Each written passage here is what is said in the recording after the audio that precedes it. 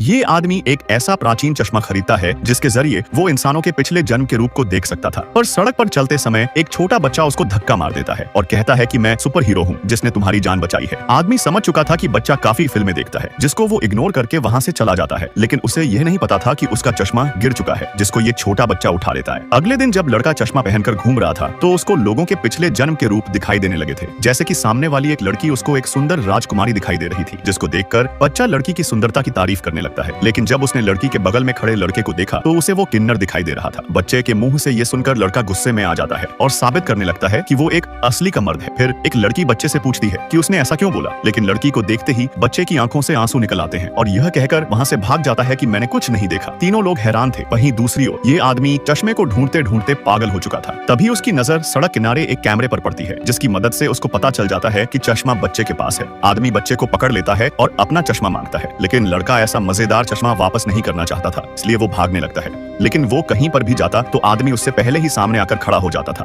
जिसे देख लड़का हैरान था। वो आदमी बच्चे से चश्मा छीनकर उसको सबक सिखाने जा रहा था, लेकिन जब उसने चश्मे से बच्चे को देखा तो उसे विश्वास नहीं हुआ कि वो पिछले जन्म में एक काला कुत्ता था और यह वही कुत्ता था जिसको 500 साल पहले उसने पाला था, जो उसका एकमात्र दोस्त था। लेकिन बाद में इंसानों ने उसके पालतू कुत्ते को जला दिया था। अपने दोस्त को मानव रूप में देखकर आदमी की आंखें भर आई थी। वो तुरंत बच्चे को लेकर एक रेस्टोरेंट में जाता है और उसको खाना खिलाता है, लेकिन आदमी को यह नहीं बताता कि बच्चे का जीवन इस समय बहुत दुख से गुजर रहा था। अगले दिन दोनों अचानक फिर से मिलते हैं। बच्चे के चेहरे पर काफी चोटें लगी हुई थी और उसको पीटने वाला उसका जीजा था। जीजा जैसे ही बच्चे पर हाथ उठाने जाता है तभी आदमी उसका हाथ मरोड़ देता है और बच्चे से पूछता है कि क्या जीजा तुम्हें अक्सर पीटता है, क्या मैं उसको खत्म कर दूं? लड़का सच्चाई बताने ही वाला था कि तभी जीजा उसको धमकाने लगता है और उसको घर ले जाते समय उसे पीटने की सोचता है। यह देख भाई ने जीजा को उठाकर एक राक्षस को सौंप दिया था। राक्षस जीजा के मुंह में एक बीज डालता है और अगले ही पल उसके शरीर से काला धुआं निकलने लग जाता है। देखते देखते जीजा एक फल में बदल चुका था। फिर राक्षस फल को उठाकर उसकी सारी ऊर्जा चूसने लगता है। इन राक्षसों का इसी तरह पेट भरता था। इसके बाद वो आदमी बच्चे को अपने घर ले आता है, जिससे बच्चे की खुशहाल जिंदगी शुरू हो जाती है।